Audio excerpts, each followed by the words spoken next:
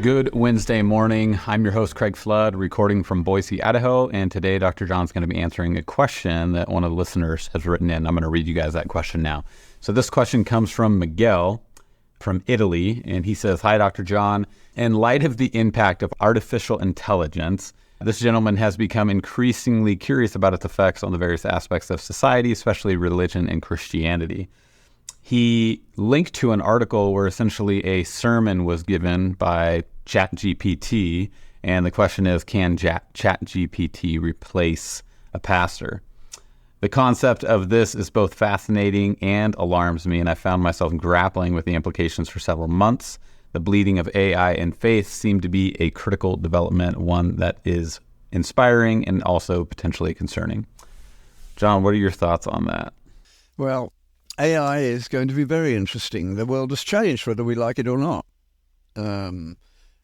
Eric Weingarten, I think his name is, was on Trigonometry the other day talking about it, and he's very good. He's a brilliant quantum physicist. His brother was at that university in your part of the world, or one state over in Washington that closed down over all sorts of nonsense, political correctness.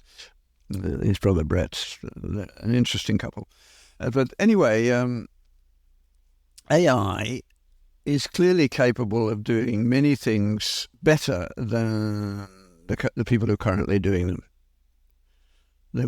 AI won't go on strike. He could certainly run any sort of system to send out standard checks by the university, by the government to people in the socially needy categories, and it wouldn't be accessible to the unions to manipulate. I don't see any reason at all why that shouldn't happen. And there are an awful lot of other things, because one of the worst things that's happened to medicine in my life is the total takeover by middle-grade managers who are not capable of doing the job.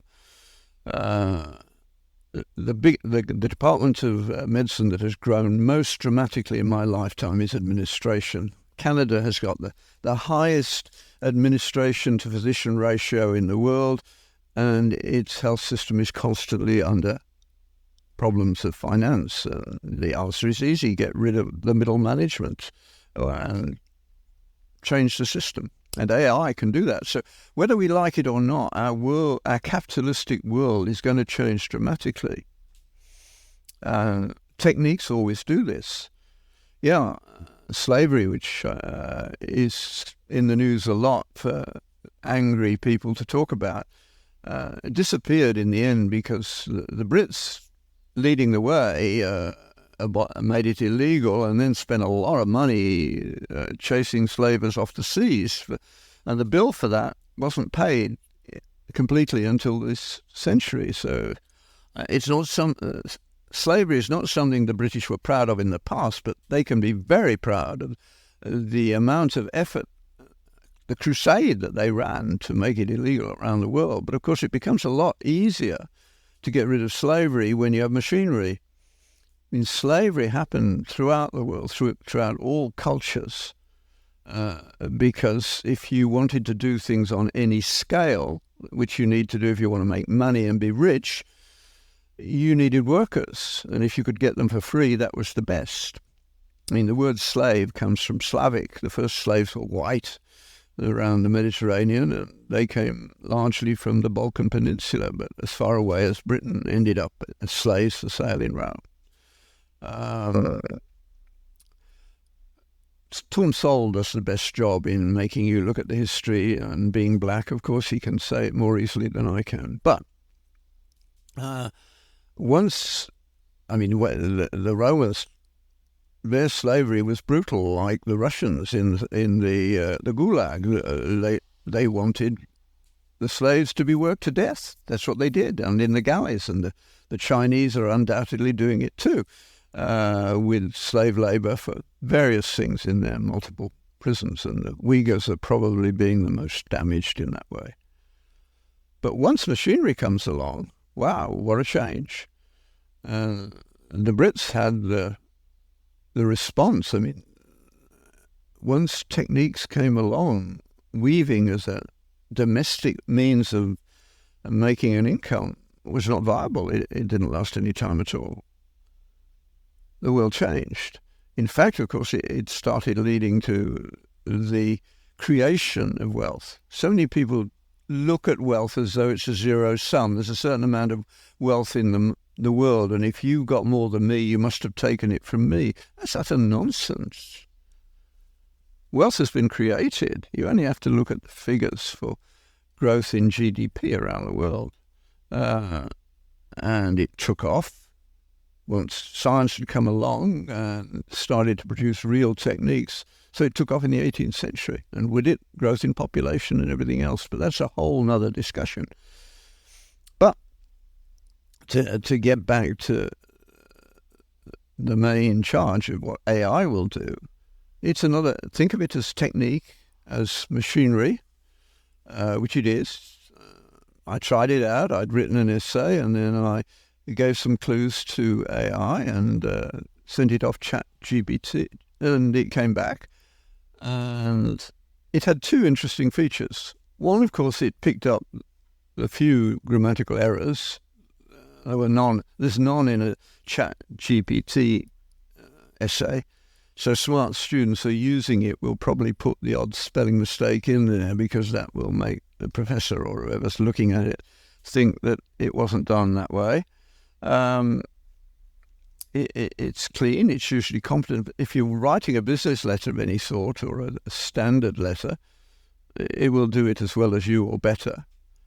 But it has a tin ear for the things that really matter. And it makes presumptions that, again, we don't think about.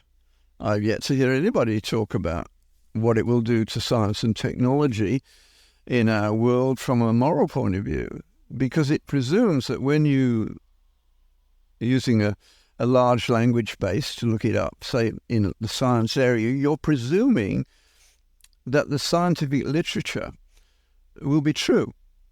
Now, we know that a lot of it isn't. I haven't seen anybody talk about how that's going to work out. If you put in to ChatGPT, I haven't done it, but somebody listening could do it who likes doing these sorts of things, but you ask them how COVID should be managed. I think you'll find that the people who thought about it most carefully will not show up very much, because they have not been a large number. They'll show up more as time goes by. It'll be interesting to do that at regular intervals and see how artificial intelligence processes the whole COVID affair and decides what the right pattern of behavior should be. There's a lot of political pressures in there. No, I think that's going to be difficult. But there's no question that AI will destroy the poorer end of capitalism. Probably we can't do much about that. We have to start thinking about what's going to be the new economic model. What do you mean, the poorer end of capitalism? Well, the people are doing boring jobs. That could be replaced by AI. That can be replaced by AI. But they have not, especially as our education system goes down the tubes, you're going to be more and more dependent upon the few people at the top end of the normal distribution curve who make all the big steps forward, technically. And they've got to be set free.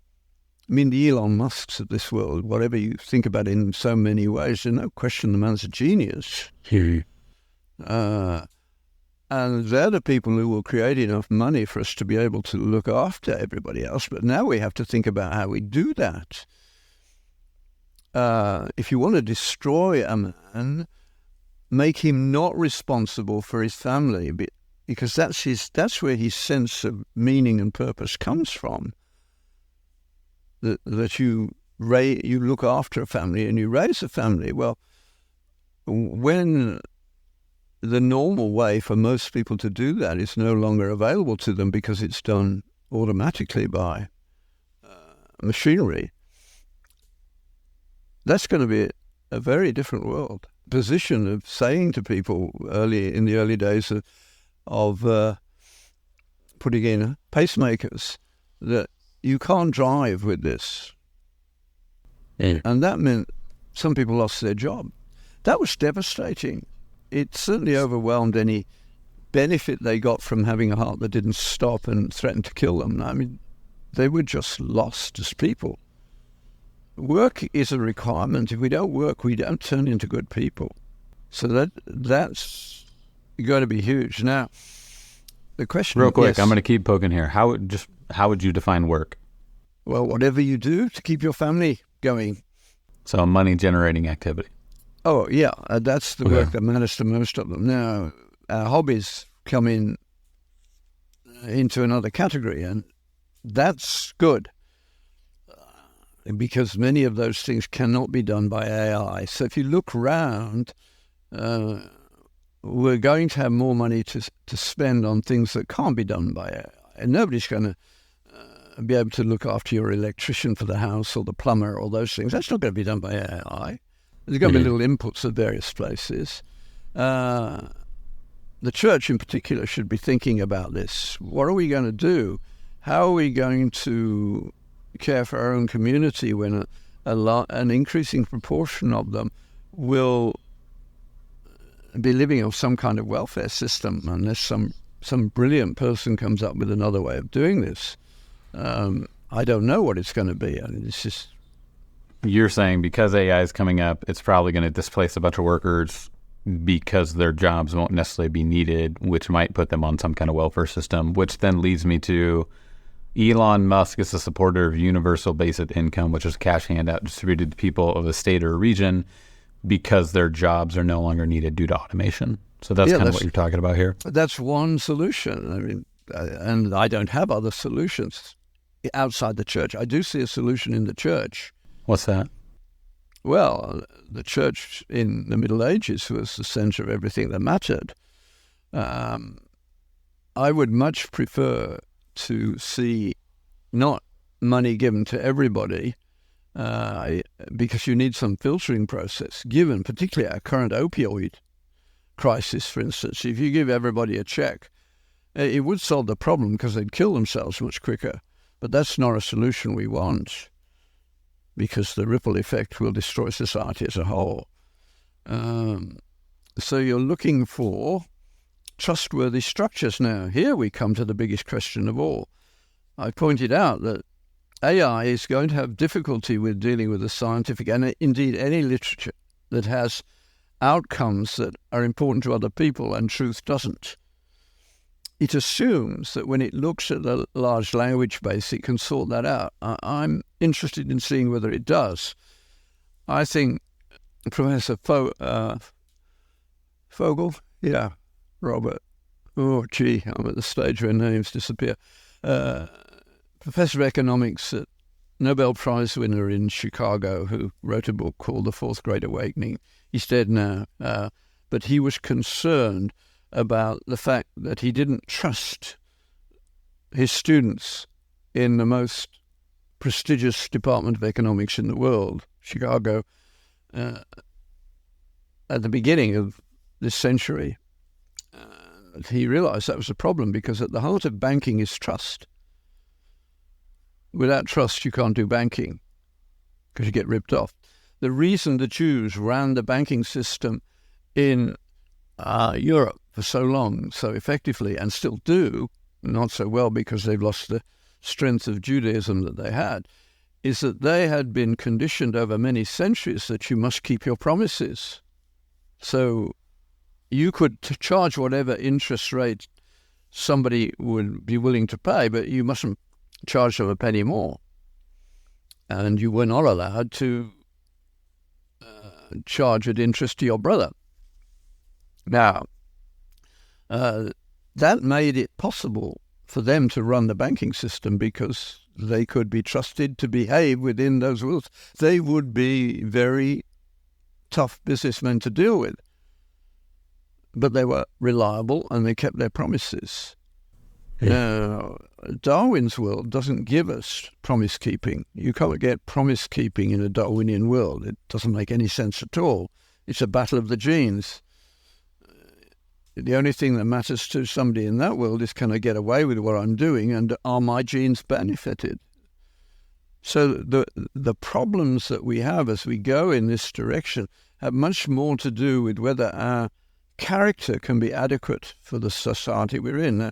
Looking at about what happens in your Congress, which unlike anywhere else, it's so open to the public, and you see people being questioned who are up for jobs as judges or whatever, and they lie or refuse to answer the whole time. It's quite clear that the major problem is any openness and honesty about what's going on. So if you looked at all their output, you could say what sorts of things they say. Most of it would be, I'm not going to answer that question. They constantly paddle their way around everything. And AI is going to have no capacity to draw from that the fact that, except they can say, this person doesn't actually tell you anything about what they do. You can't run the system on that basis. Our politics are already pretty shady. They're only going to get worse on this basis. So I'm waiting to see a serious discussion of the morality of AI.